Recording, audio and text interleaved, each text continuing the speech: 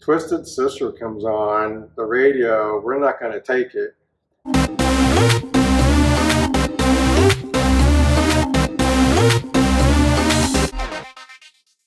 Since I was a kid, I've always wanted to be a pilot or get into flying of some sort. Through high school, I actually joined Air Force ROTC out in Avondale. Went through all 4 years of doing Air Force ROTC, spent a lot of time out of Luke Air Force Base. Even got a little bit of simulator time. I think it was a F-16 at the time. And then after ROTC, I went to the Marine Corps with the mindset of wanting to be a helicopter mechanic like my grandfather was. And went through the Marine Corps, got some training in Memphis, Tennessee. And that's where we had our A school at. And got out of there, got assigned to my first squadron. Was working on CH-46 helicopters. And then I got the opportunity to be a door gunner, which allowed me to be with the aircraft in flight. I wasn't a crew chief, I wasn't a pilot, but I knew the mechanics of the plane. If something happened, I was there to help with the crew chief. And also, obviously, the door gunner was my main objective at the time when you're flying. So that was in itself a great experience. I actually got to fly in a Cobra copter for about an hour, hour and a half.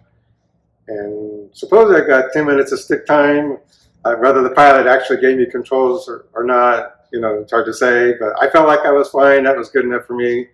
That was kind of like the highlight of my Marine Corps career, as being in a Cobra copter. Flew in CH-53, Sea Stallion. That helicopter was really fast and huge. Did a 1-year, 10-month Westpac on a boat. So landing on a boat is quite an experience in itself. I mean, you're landing within inches of the edge of the boat at night while the ship is rocking back and forth. So that can be a little bit hair-raising with night vision goggles on. And, you don't want to be the guy, the weak link telling the pilot, oh, you're too close to the edge, because, you're landing on the edge quite a bit, So, and we actually did have a helicopter land on the side with just 2 wheels on the boat, one wheel hanging over. But that was, I think they had an engine out or something like that. And we were able to save the aircraft and save the crew and all the people that were on. But after the Marine Corps, I still wanted to get into aviation. And, I was in San Diego for a little bit, and I seen some guys over at Torrey Pines doing some free flight parasailing. And I kind of wanted to get into that. I wasn't really into hang gliders, but the paragliding was pretty cool looking. And when I got back to Phoenix, I came across some guys that were doing some powered paramotoring. And I met up with them on social media, and they told me that they were going to fly out of the Salt River. I met them over at Salt River, got some cool pictures, met some cool guys, and next thing you know, I'm in the paramotor community.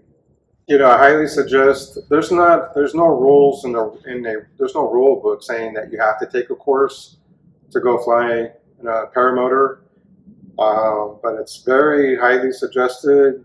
There's a lot of people out there that say they've watched it on YouTube and think, oh, I can learn how to do it just off of YouTube.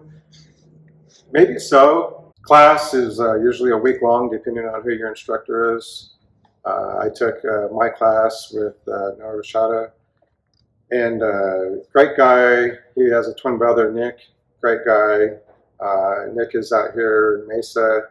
Noah's up in Utah. I might have said his last name wrong. But great community, guys that you meet, that other pilots that you meet. Everybody's always helpful to help you out. I'm sure in the fixed wing, it's always the same thing. Everyone's wanting to help each other out. Class was a week long. I think the first 4 days was all ground school, setting up your rig, learning how to kite your wing, which is the parachute. We call it a wing. Kiting your wing in the wind, learning how to control it in windy situations, learning what the controls do, how to collapse your wing, how to keep it aloft, doing some reverse launches.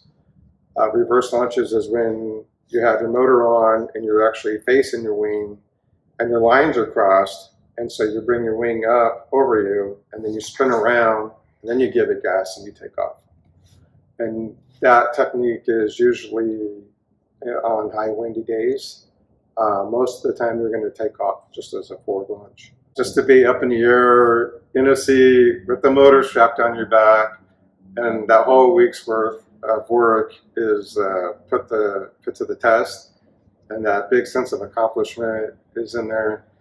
What's funny is my first flight, the instructor, Noah, was on the ground with the radio, and you have a headset on, and he's telling you what to do. First flight, I'm up in the air, and then, like I said, I have a headset on, so I'm on the two-way with the instructor, and all of a sudden, Twisted Sister comes on the radio. We're not going to take it. And I'm thinking the instructor is playing this just to be funny.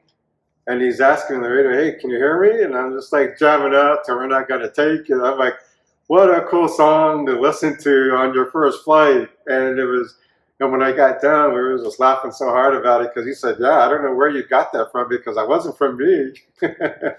But it just totally interfered with our radio frequency.